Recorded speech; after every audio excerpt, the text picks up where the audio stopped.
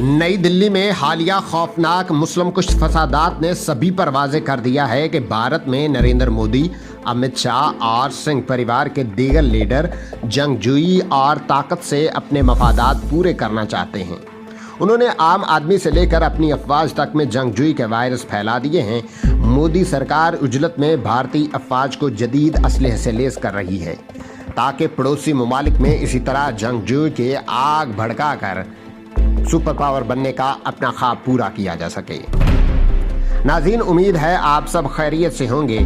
आपसे गुजारिश है कि अगर आपने अभी तक हमारे चैनल को सब्सक्राइब नहीं किया तो हमारे चैनल को लाजमी सब्सक्राइब करें और इस वीडियो को अपने व्हाट्सएप, फेसबुक और तमाम तर सोशल मीडिया पर ज़्यादा से ज़्यादा शेयर करें। भारतीय अफवाज में तंजीमी लिहाज से भी इनकलाबी तब्दीलियों का अमल शुरू हो चुका है। अहले पाकिस्तान के लिए इन तब्दीलियों का जायजा लेना ज़रूरी है ताकि वो भारतीय हुक्मरान तबके के शरपसंद अज़ाइम से आगाह रह सकें। इस तबके ने पाकिस्तान का वजूद तस्लीम नहीं किया और रोज़े अव्वल से हमारे खिलाफ साजिशें कर रहा है। अब हिंदू कौम परस्त लीडरों की आमद से तो बर्र सगीर पाको हिंद में जंग के बादल मुसलसल मंडराने लगे हैं। ये भी मुमकिन है कि मोदी सरकार भारतीय अफवाज को इतनी ज़्यादा ताकत दे डाले कि वो आखिरकार भारत की हकीकी हुक्मरान बन जाएं। सिंह परिवार के जंगी जुनून का ये कतई नतीजा निकल सकता है। मोदी के 6 साला दौरे हुकूमत में ये बहुत बड़ी तब्दीली जन्म ले चुकी है कि भारतीय अफवाज के कमांडर सियासी बयान देने लगे हैं। इससे कबल ये अस्करी कमांडर कभी सियासी बयान नहीं देती थी। वजह यह कि पहले भारतीय वज़ीर आज़म जवाहरलाल नेहरू के बाद इक़दामात से अस्करी कमांडरों को सियासी मामलात से दूर कर दिया गया था। नेहरू तमाम हुकूमती मामलात में सिविल बालादस्ती चाहते थे और उन्हें हर मामले में फ़ौजी कमांडरों से मशवरा करना पसंद नहीं था। वो हिंदुस्तानी तारीख से आश्कार है कि यहाँ रवायती तौर पर हुकूमती ढांचे में अस्करी कमांडरों को बहुत ज़्यादा अहमियत हासिल रही है। माजी के तमाम बुत परस्त बादशाह और फिर मुसलमान हुक्मरान भी अपने फ़ौजी सरदारों की मदद व हिमायत ही से हुकूमत करते रहे। मुग़ल दौरे हुकूमत में ब्यूरोक्रेसी का अव्वलीन निज़ाम सामने आया। इस निज़ाम में गांव का मुखिया या चौधरी सबसे निचला हिस्सा था। चौधरी की जिम्मेदारियों में ये अहम काम भी शामिल था कि जंग की ज़रूरत पेश आने पर वो गांव से जवान जमा करके उन्हें शाही फ़ौज में भर्ती कराए। जब अंग्रेज हिंदुस्तान आए तो उन्होंने मकामी फ़ौजी सरदारों की मदद ही से सोने की इस चिड़िया पर कब्ज़ा किया। फिर मुल्की इंतज़ाम और नज़्म नस्क बेहतर तौर पर चलाने की खातिर सिविल ब्यूरोक्रेसी का बाकायदा निज़ाम कायम किया। उसके बावजूद हिंदुस्तान में बरतानवी फ़ौजी कमांडरों को हुकूमत में बहुत अमल दखल हासिल रहा। वासराय हिंद के दस्तरास आम तौर पर जर्नैल ही होते। 20वीं सदी के अवाइल में बरतानवी हिंद में आला तरीन सतह पर सिविल और मिलिट्री के माबैन पहला टकराव देखने में आया। इस वक्त बरतानवी नवाब लॉर्ड किजन वायसराय हिंद था। 1902 में जनरल किचन्स हिंदुस्तानी फ़ौज का कमांडर इन चीफ बन गया। वो फ़ौज को अपने तरीके से चलाना चाहता था, इसलिए वासराय और कमांडर इन चीफ के माबैन इख्तियारात की जंग छिड़ गई। रफ्ता रफ्ता इस अनोखी जंग की शिद्दत इतनी बढ़ी कि दोनों एक दूसरे पर शख्सी हमले करने लगे। मसलन लॉर्ड किजन ने अपने ख़त में जनरल किचन्स को लिखा, तुम अपने दस्तखत में किचन्स ऑफ खर्तूम लिखते हो, ऐसा लिखना बंद कर दो क्योंकि ये दस्तखत ज़्यादा जगह घेरते हैं। इस बात का कमांडर इन चीफ ने काफ़ी बुरा मनाया। जनरल किचन्स फिर कोशिश करने लगा कि ताकतवर इंपीरियल काउंसिल में मिलिट्री मशीर का ओहदा उसे मिल जाए। ये ओहदा रखने वाला ही हिंदुस्तानी फ़ौज में सप्लाई लॉजिस्टिक का इंतज़ाम संभालता था। इस तनाज़े में बरतानवी हुकूमत ने अपने जनरल का साथ दिया। उस पर लॉर्ड किजनर ने अगस्त 1905 में इस्तीफ़ा दिया और वापस बरतानिया चला गया। इस फ़ौज का कमांडर इन चीफ ही हिंदुस्तान का वज़ीर दिफा भी बनने लगा। यूं फ़ौज के मामलात खासी हद तक सिविल ब्यूरोक्रेसी के हाथ में नहीं रहे। दर हकीकत वासराय हिंद के बाद कमांडर इन चीफ ही हिंदुस्तान को दूसरा ताकतवर तरीन शख्सियत बन गया। 20वीं सदी के शुरू में बरतानवी हिंद हुकूमत के बजट का 40% हिस्सा फौज पर खर्च होता रहा। जनरल किचन्स के दौर में फौज को मजीद रकम मिलने लगी। बरतानवी सिविल अफसरान उस पर नाक बूर चढ़ाते थे। हुकूमत में जर्नलों, सरकारी अफसरों और सियासतदानों के माबैन जारी चपकलश हिंदुस्तानी लीडरों से छुपी नहीं रही सकती।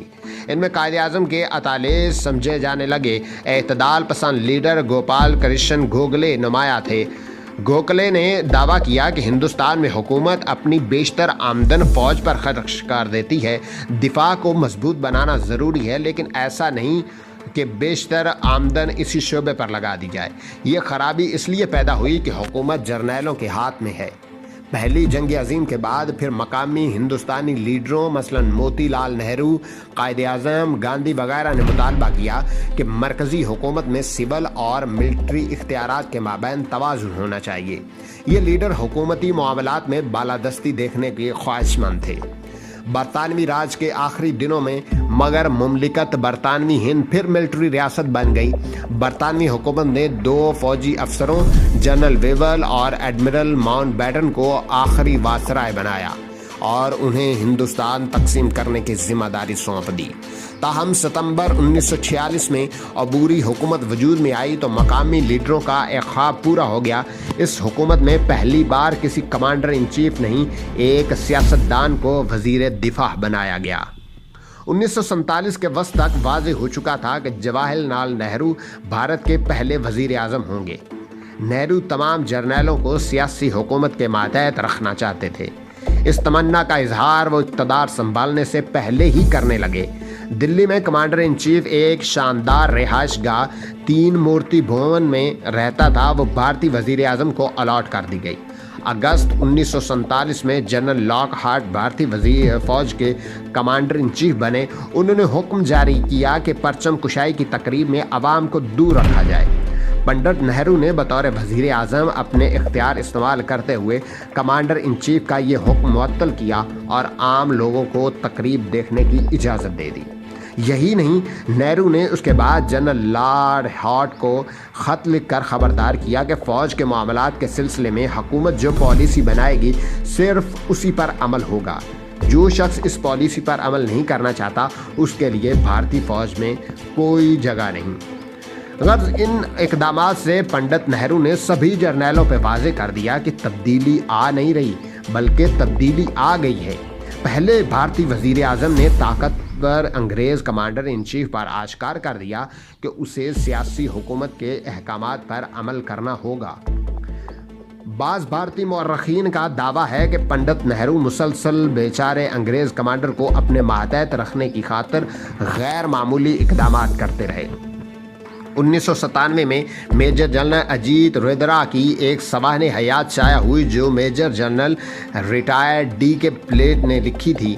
मेजर जनरल अजीत रुद्रा 1947 में जनरल लालेक हार्ट का सेक्रेटरी था। 1958 में कमांडर साउथर्न कमांड की हैसियत से रिटायर्ड हुआ। किताब में मेजर जनरल प्लेट ने एक वाकया लिखा है।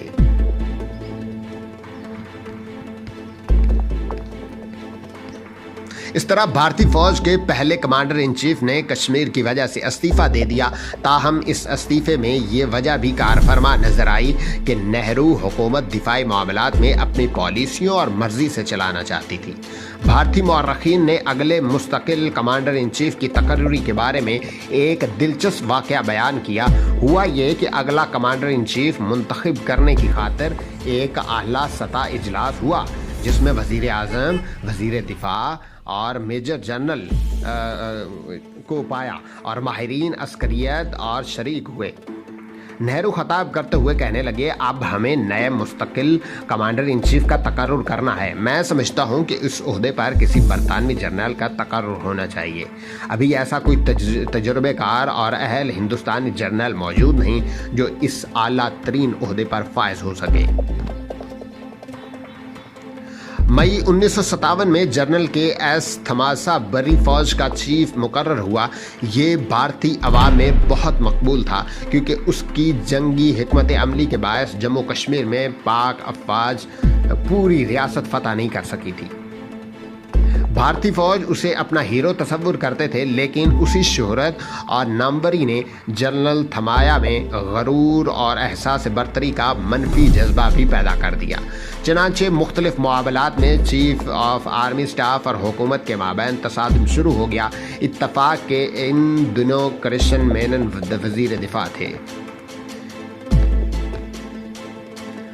ये सुनकर पंडित नेहरू कहका मार कर हंस पड़े।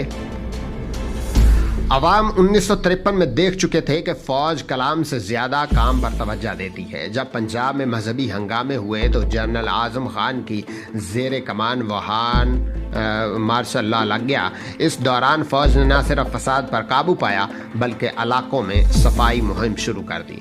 सड़कों से कूड़ा करकट उठाया गया, टूटी फूटी सड़कें मुरम्मत की गईं, नाजायज तामीरात गिरा दी गईं, सड़कों पर पौधे लगाए गए, सरकारी इमारतों पर रंगो रोगन किया गया और दीगर ऐसे सिविल काम अंजाम दिए गए।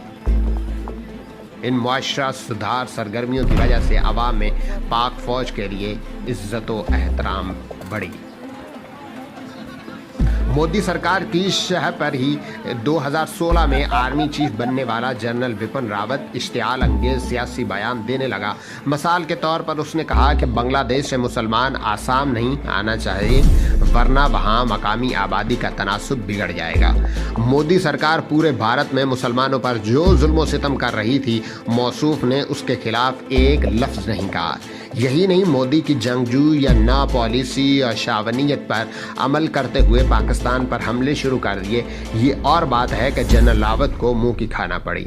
बहरहाल इसके अमल और कलाम ने भारतीय अफवाज की ये बरसों पुरानी पॉलिसी मलियामेट कर डाली कि आर्मी चीफ सियासत से दूर रहें, बल्कि जनरल रावत मोदी हुकूमत की जंगजू या ना पॉलिसियों का बुलंद आंग सफीर बन गया।